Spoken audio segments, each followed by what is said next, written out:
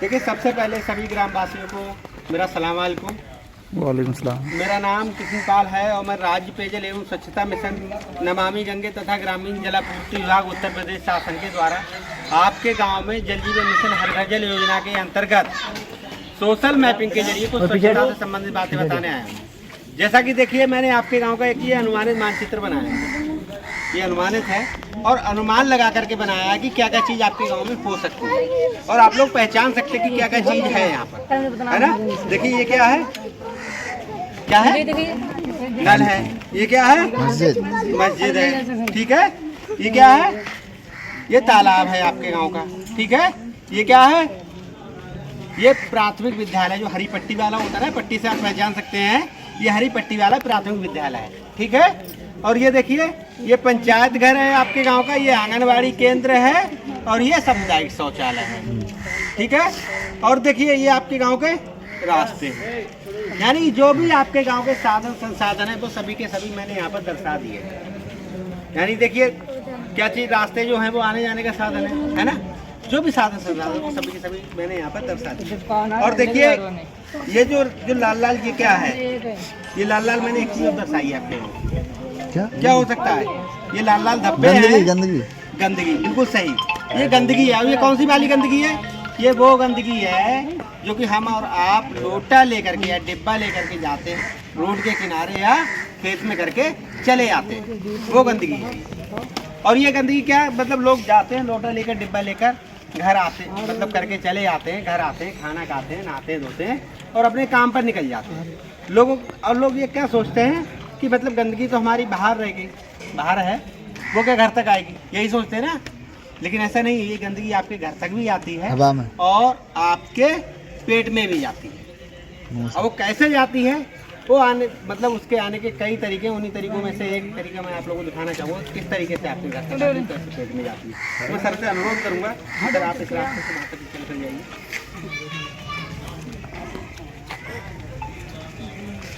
वापस आइए सीधा, पैर पीले हो गए। आप पैर, ये देखिए पैर में लगी है, ये देखिए लगी है, वो उस वाले में भी लगी है, देखो हाँ वो भी है।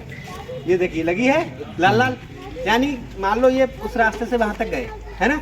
और जाने के बाद में क्या हुआ कि इनका पैर सन गया। तो अगर इन्होंने मान लो देख लिया कि हमारा पैर सन गया है, तो लोगों की आम आदत होती है कि इस तरीके से पैर को मसलते हैं, है ना। और मसलते हुए चले आते, जहाँ पैर मसलेंगे वहाँ मिट्टी भी उखड़ेगी थोड़ी बहुत, है ना। पीछे से चाचा जाएंगे लोटा लेकर के, अब लोटा लेकर के जाएंगे, अब मतलब वहाँ दिशा मैदान होने के बाद में भाई रास्ते में जाने में देखेंगे मिट्टी उखड़ी हुई है, तो वहीं से थोड़ी मिट्टी लोटे में डालेंगे, थोड़ी हाथों पर रगड़ेंगे और चाचा सोचेंगे हमारे हाथ साफ हो गए, हम तो भाई घर चलते हैं, है ना, यही सोचेंगे। लेकिन सही मायने में उनके हाथ साफ हुए, ये लोटा साफ हुआ और दूसरे तो है ना, उसी लोटे से पानी पिएंगे, उन्हीं हाथों से खाना खाएंगे, भाई पेट में गई गंदगी। और दूसरा तरीका ये है, मान लो कि इन्होंने पैर नहीं रगड़ा, तो क्या करेंगे भाई, जब बाहर जाते हुए हमारा पैर सन जाता है लैट्रिन में, तो हम लोगों की खास आदत होती है कि जो गांव के बाहर सरकारी नल लगा होता है, सरकारी नल पर जाते हैं पैर धोने। और आपको भी पता है, मुझको भी पता है कि जो गांव के बाहर सरकारी नल होते हैं उनकी हालत कैसी होती है। किसी किसी का चबूतरा भी नहीं होता है और होता टूटा हुआ होता है, ये होता है ना।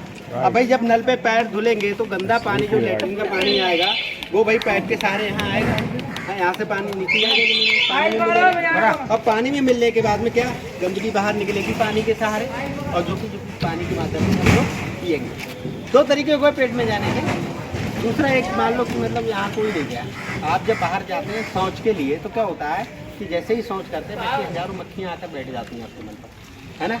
अब मल पर बैठ जाने के बाद में क्या होता है, वही मक्खियाँ उड़ करके आपके खाने पर भी खाने पर बैठती हैं, जिसको हम लोग खाते हैं, है ना।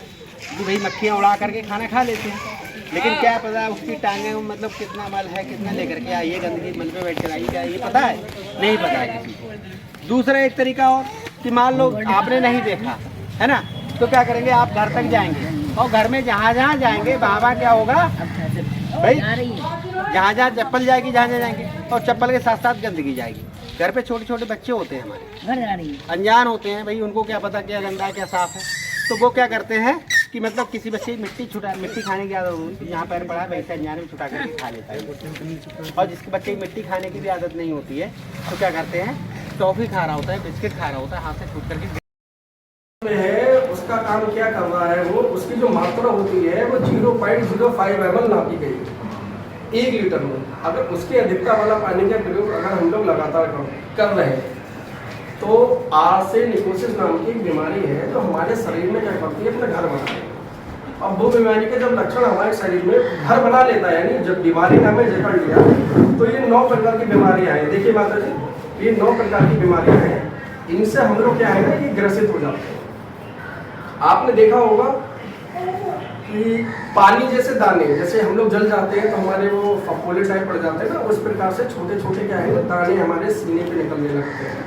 आपने देखा होगा वो बाल खवा करके बीमारी है, वो मतलब कुछ बोलते हैं, मैं अपने उससे बोल रहा हूँ बाल है उसको क्या बोलते हैं कि सफेद दाग देके बाल वहां से हट जाते हैं बिल्कुल हल्के हल्के करके, फिर एंड में पूरे ही बाल चले जाते हैं। तो वो भी बीमारी ये आर्सेनिक के कारण ही होती है। अच्छा, वो बीमारी हमें नहीं पता कैसे होती है, हम लोग क्या करते हैं जब वो हो जाता है तो हम लोग दवाइयाँ करा लेते हैं और ठीक भी हो जाते हैं देसी दवाई लेकर। ये बीमारी होती मालूम है क्यों है, आर्सेनिक युक्त पानी पीने के कारण। हर किसी को नहीं होती है लेकिन किसी किसी को होती है। उसका कारण यही है, आर्सेनिक वाला पानी जब हम पी लेते हैं तो उस प्रकार की बीमारियां हो जाती हैं। जैसे सीन एक बीमारी वो सब में फैल जाते हैं, तो वो भी बीमारी आर्सेनिक युक्त पानी पीने के कारण ही होती है। फिर दूसरी चीज, हमारे नल में यहाँ पे पुरुष महिलाएं बहुत अच्छी बात बता रहा हूँ और सब जानते भी होंगे। हमारे नल का पानी हमने देखा होगा कि हम लोग नल का पानी भर के रख देते हैं तो 3 घंटे के बाद 4 घंटे के बाद वो पीला पड़ जाता है। कारण मालूम उसका आप लोगों को क्या है, महिलाएं किसी को, उसका कारण ये है कि उस नल में आयरन की मात्रा अधिक होती है। नल का पानी पीला पड़ने का क्या कारण है, उसमें आयरन अधिक मात्रा में आ रहा है।